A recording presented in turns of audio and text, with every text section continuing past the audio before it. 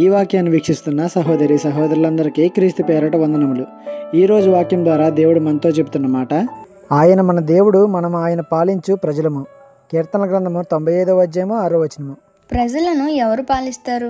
ఇప్పుడంటే జనాలకు తెలివి ఎక్కువైపోయి మంచి మంచి పాలకులను, రాజకీయ నాయకులను ఎన్నుకుంటున్నారు.